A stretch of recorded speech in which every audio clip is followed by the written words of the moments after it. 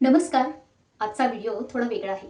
आज मी तुम्हाला कोणताही मोटिवेशनल विषय शिकवणार नाही. आज मी फक्त अनुभव सांगणार आहे.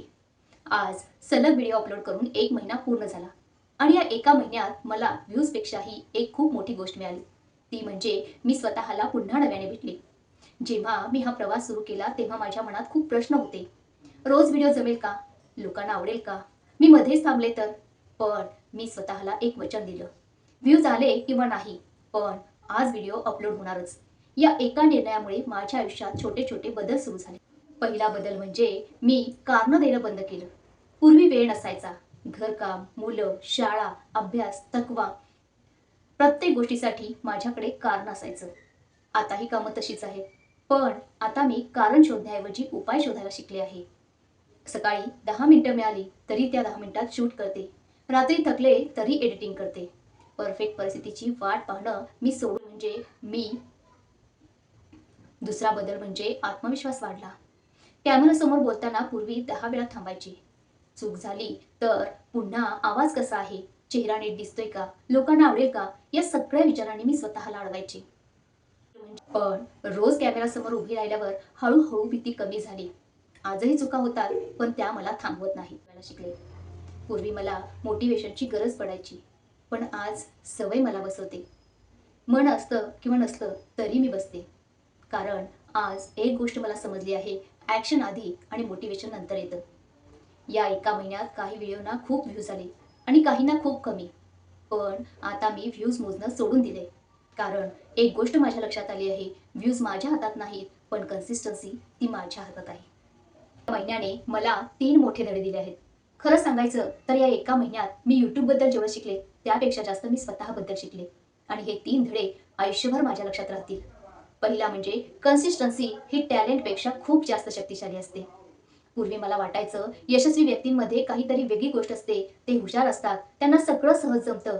पण आज 1 महिना जगल्यानंतर माझ्या एक गोष्ट लक्षात आली आहे, रोज थोडंसं काम करणं हे एका दिवसात खूप जास्त काम करण्यापेक्षा जास्त महत्त्वाचं आहे. कधी माझ्याकडे खूप ऊर्जा असायची आणि कधी खूप कमी असायची. कधी मन म्हणायचं आज राहू दे उद्या करू, पण मी स्वतःला एकच प्रश्न विचारायचे, आज एक पाऊल पुढे टाकता येईल का? आज जेव्हा मी मागे वळून पाहते तेव्हा मला समजतं एवढा मोठा बदल हा दररोज केलेल्या छोट्या प्रयत्नांनी झाला आहे. कन्सिस्टन्सी म्हणजे दररोज परफेक्ट असणं नाही, कन्सिस्टन्सी म्हणजे दररोज शक्य तितकं पुढे जाणं.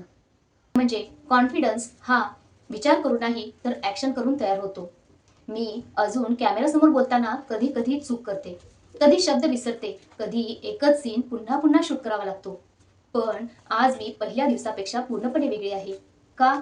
कारण कॉन्फिडन्स एका रात्रीत मिळत नाही, तो प्रत्येक रेकॉर्डिंग सोबत तयार होतो, प्रत्येक चुका दुरुस्त करताना तयार होतो, प्रत्येक अपलोड नंतर वाढतो. आपल्याला असं वाटतं की आधी कॉन्फिडन्स आला की मग सुरुवात करेल, पण माझा अनुभव अगदी उलट आहे. आधी सुरुवात करा, मग कॉन्फिडन्स स्वतः चालत तुमच्याकडे येईल. जर मी पहिल्या दिवशी भीतीमुळे थांबले असते तर आज मी त्याच ठिकाणी असते. तिसरा धडा म्हणजे रिझल्ट उशिरा मिळाले तरी चालतील, पण स्वतःला दिलेलं वचन मोडू नका. या महिन्यात प्रत्येक व्हिडिओ व्हायरल झाला नाही, प्रत्येक व्हिडिओला हजारो व्ह्यूज मिळाले नाहीत आणि काही व्हिडिओनी तर अपेक्षेपेक्षा कमी प्रतिसाद दिला.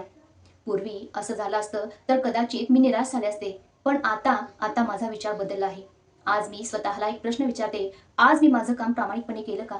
जर उत्तर हो असेल तर तो दिवस यशस्वी आहे. व्ह्यूज, सबस्क्रायबर्स, रीच हे सगळं वेळेनुसार बदलतं, पण स्वतःला दिलेलं वचन पाळण्याची सवय ती आयुष्यभर साथ देते.